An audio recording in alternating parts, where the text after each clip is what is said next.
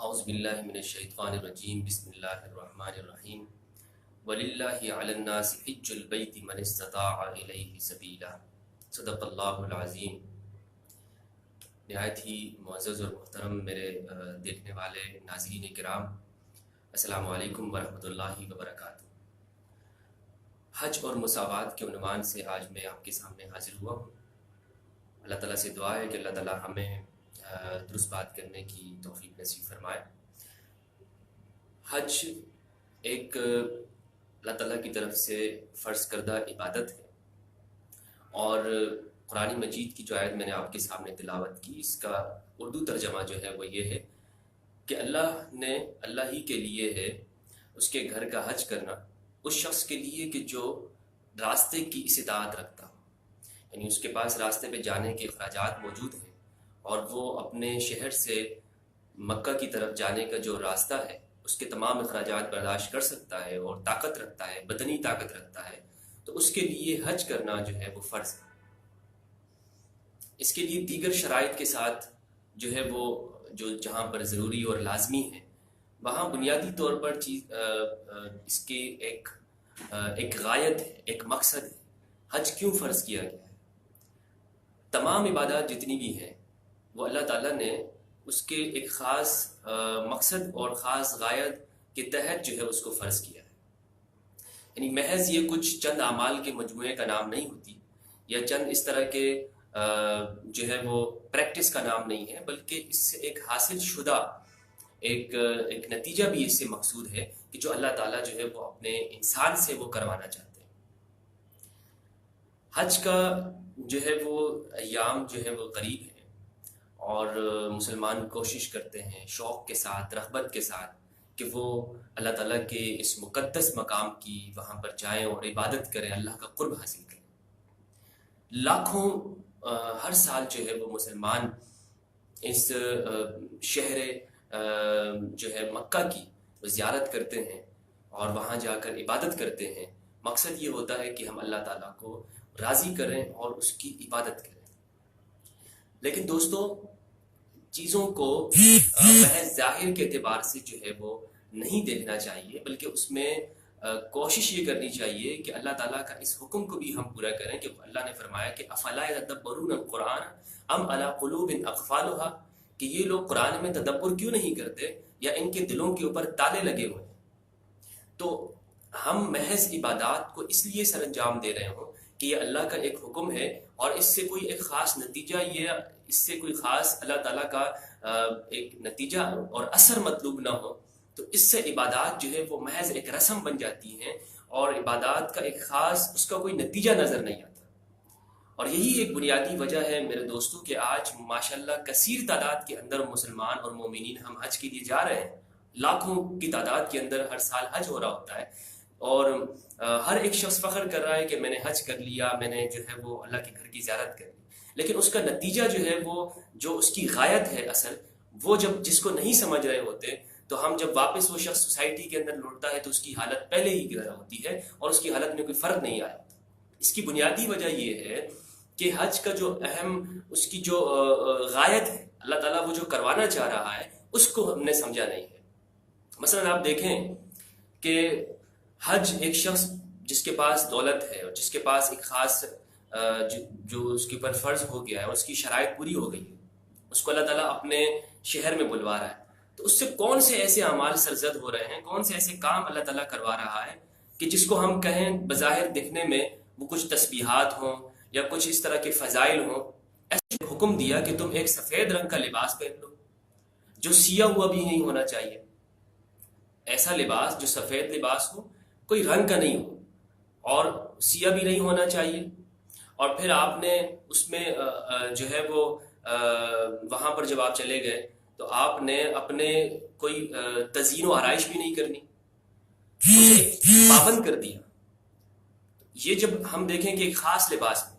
اللہ تعالیٰ نے یہ نہیں کہا کہ مسلمانوں کا جو ایک خاص وطن ہو، جیسے پاکستان ہے، تو وہاں کے رہنے والے سبز رنگ کا لباس پہن کے یہاں حج کے لیے آ جائیں، یا عرب جہاں پر اللہ نے اپنے رسالت مآب کو، اپنے حبیب کو جہاں پر مبعوث کیا، وہاں کے رہنے والے عرب کے لوگ وہ ایک عمدہ وضع کے اندر آئے، چونکہ وہ تو ان کے اندر تو اسلام ہے، ان کے اندر تو قرآن نازل ہوا ہے، لہٰذا وہ سب سے افضل ہوں گے اور ان کے لیے ایک خاص پروٹوکول دیا جائے گا۔ اللہ نے کسی قوم کے لیے، کسی قبیلے کے لیے، کسی خاندان کو وہاں پر حیثیت نہیں دی، بلکہ سب کو ایک لباس کے اندر اللہ نے پابند قرار دے دیا، جس سے یہ مطلوب اور مقصد تھا کہ آپ لوگ سب ایک ہیں اور سب برابر کے ہیں، کسی خدا کے نزدیک کسی کا کوئی درجہ اور کوئی مقام نہیں ہے سوائے اس کے کہ تم سب انسان ہو۔ اور جب تم سب انسان ہو تو لہٰذا اس بات کو اپنے ذہن میں اس بات کو بٹھا لینا چاہیے کہ جب تم اپنی سوسائٹی اور اپنے شہر کے اندر چلے جاؤ تو وہاں پر ایک دوسرے کے اوپر تفوق اور برتری اور تفضل کا جو ہے وہ نظریہ اور کانسیپٹ نہیں رہنا چاہیے، بلکہ تم سب انسان ہو، ایک آدم کی پیدا کی ہوئی اولاد ہو اور مٹی سے تمہیں تخلیق کیا ہے۔ جب تم اپنے معاشرے میں جاؤ تو وہاں برتری مت رکھنا، بلکہ مساوات کا جو ہے تمہاری سوچ ہونی چاہیے۔ یہ ہے حج کا مقصد۔ وہاں پر جس شخص کے، اور حج آپ دیکھیں کہ کسی اللہ تعالیٰ جو نادار ہیں، جس کے پاس کچھ نہیں ہے، ان سے حج نہیں کروا رہا، بلکہ حج ان سے اللہ تعالیٰ کروا رہا ہے کہ جس کے پاس اپنے علاقے کے اندر ایک دولت ہوتی ہے، ایک اچھا خاصا مال ہے، اس کے پاس بینک میں موجود ہے، تو اللہ تعالیٰ اس کو بلوا رہا ہے، اور اس کو بلوا کے وہاں پر اللہ تعالیٰ وہاں ان سے کیا اعمال کرواتے ہیں، اللہ تعالیٰ ان سے یہ ان کو پابند کر دیتے ہیں کہ آپ نے سی ہوئی جو ہے وہ جوتا جو ہے وہ نہیں پہننا،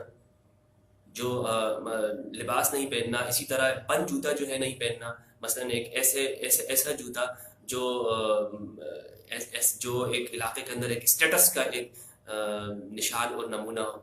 آپ نے خوشبو نہیں لگانی جو ایک امیر شخص کی علامت ہے۔ آپ نے سر میں کنگھی تک جو ہے وہاں پر نہیں کرنی، اگر سر میں جو ہے وہ، یعنی کہ ایسے اعمال اس سے سرزد کروائے جاتے ہیں جو بالکل علاقے کی ان متوسط یا جو ان کو کہا جائے کہ جو محروم طبقات ہیں، ان کی ایک رہنمائی وہاں پر ہو رہی ہوتی ہے۔ یعنی عمراء کو بلا کر اللہ تعالیٰ وہاں پر ان سے پریکٹس کیا کروا رہے ہوتے ہیں،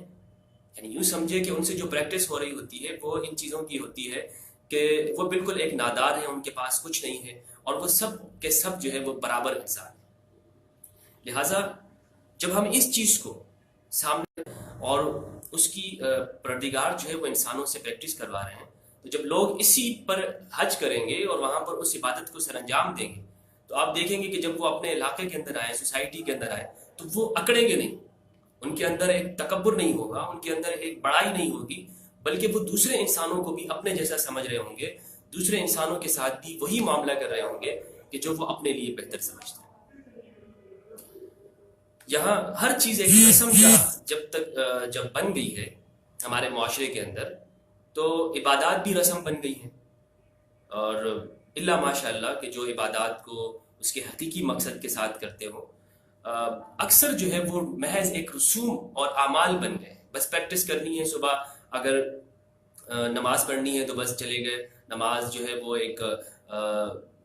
جو ہے وہ زمین کے ساتھ پیشانی لگا دی اور رکوع کر لیے، سجدہ کر لیے، اور اس مفہوم کو سامنے نہیں رکھا کہ اصل اس کا مقصد کیا تھا۔ حج کر لیے،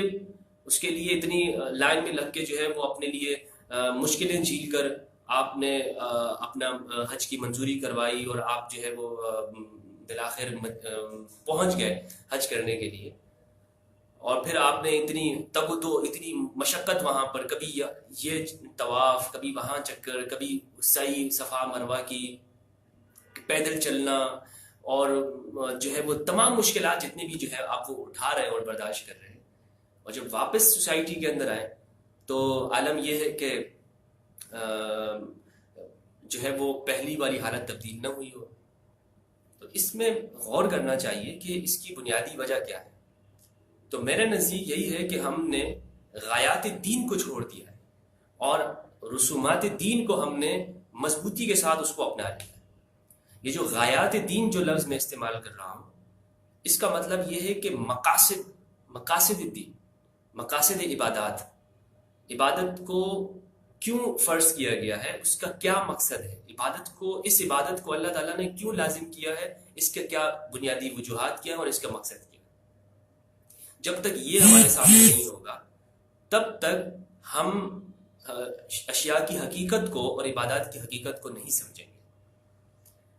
حج کا سب سے بنیادی جو اللہ تعالیٰ کے نزدیک مقصد ہے اور جو فرض کرنے کا جو بنیادی جس کی جو وجہ ہے وہ ہے مساوات کا پیدا ہونا، کہ آپ کے ذہن میں، آپ کے دل و دماغ میں، آپ کے شعور میں یہ فکر پیدا ہو جائے کہ سب انسان برابر ہیں، ان میں کسی قسم کا کوئی امتیاز، خاندانی کنبہ قبیلہ خاندان کا کوئی امتیاز موجود نہیں ہے، وہ سب برابر ہیں۔ اور جس طرح میں چاہتا ہوں کہ میرے ساتھ دنیا کے اندر اچھائی کی جائے، اسی طرح دیگر لوگوں کے ساتھ جو انسان ہیں، خدا کی مخلوق، خدا کے پیدا کردہ لوگ ہیں، ان کے ساتھ بھی میں اچھائی کا، حسن سلوک کا معاملہ کروں، یہ اس کا مقصد ہے۔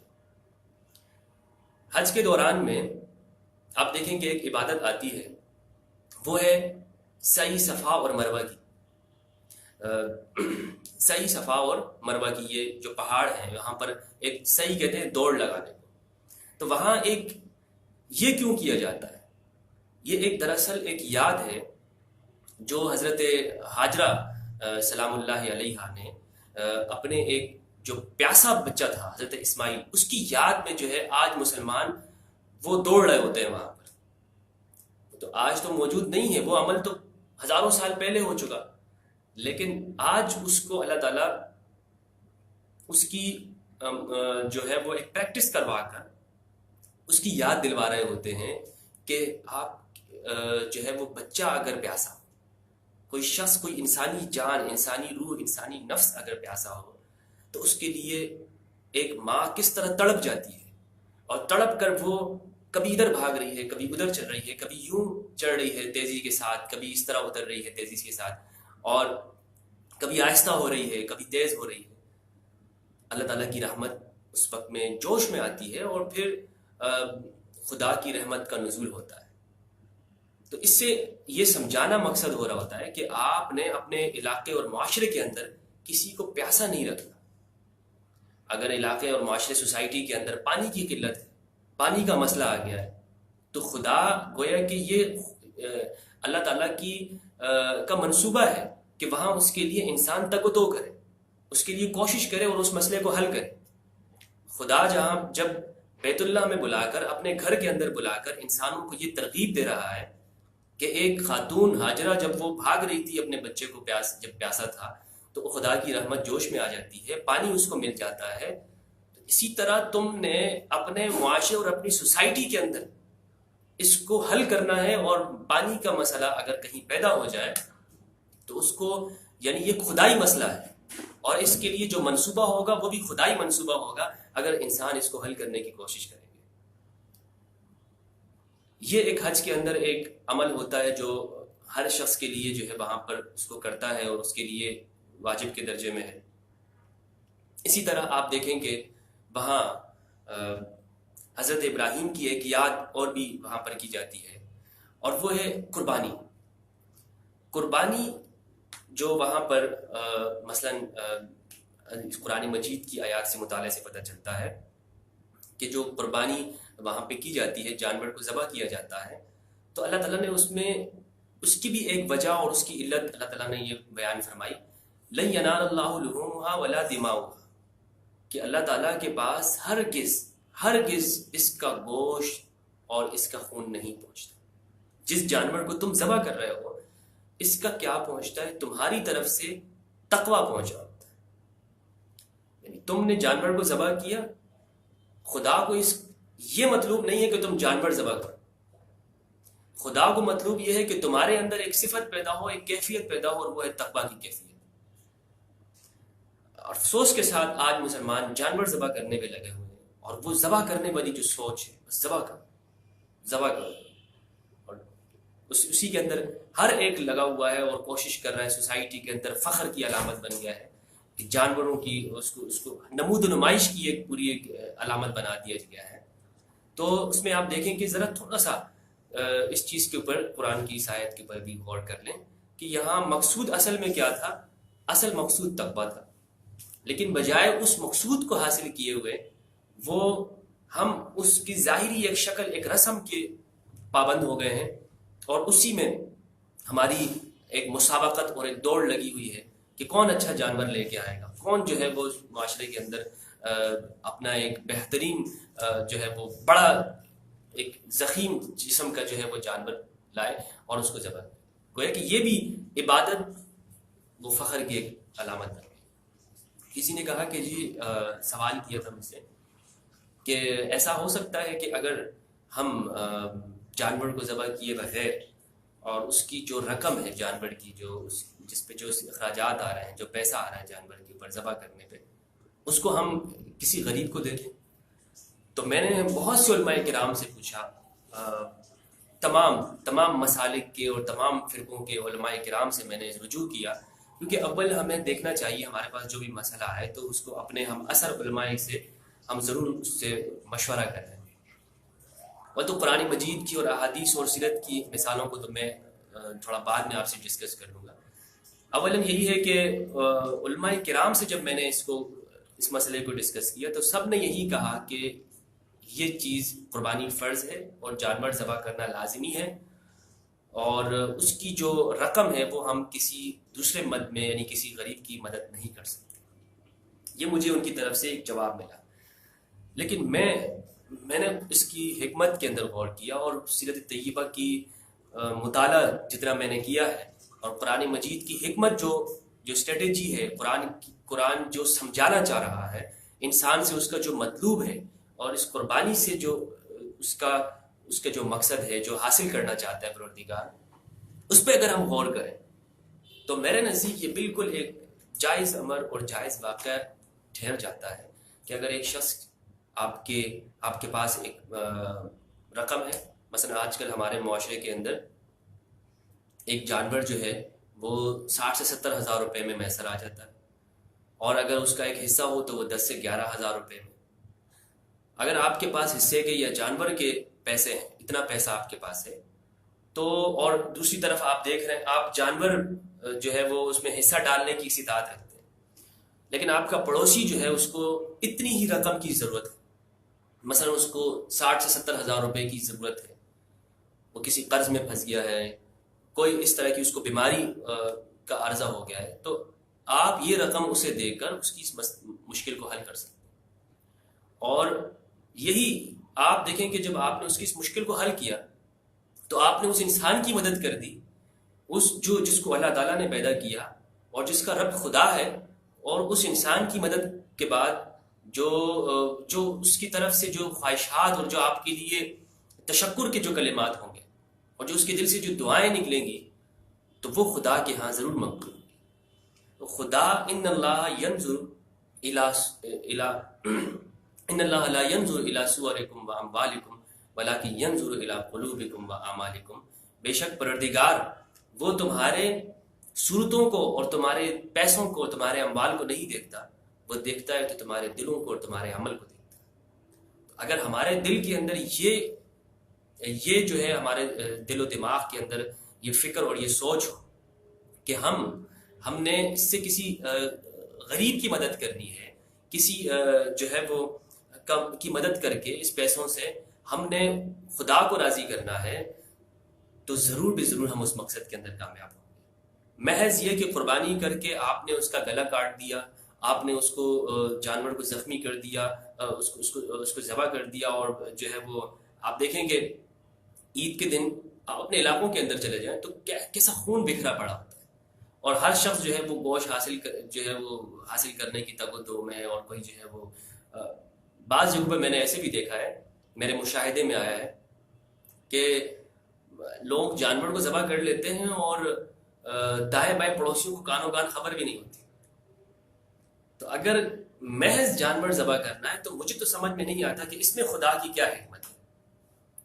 اگر کسی کے ذہن میں کوئی یہ سمجھتا ہو کہ اس میں بھی خدا کی حکمت ہے تو وہ ضرور سمجھائے اور بتائے کہ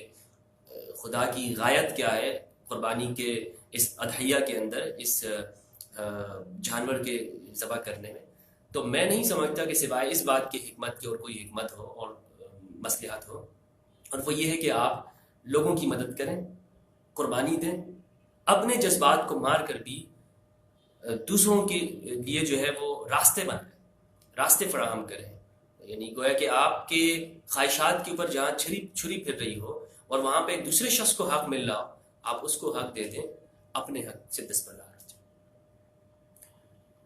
تو دوستوں میرے نزدیک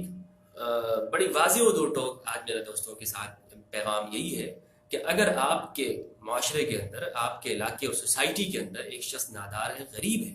اور اس کے پاس اس کو رقم کی ضرورت ہے،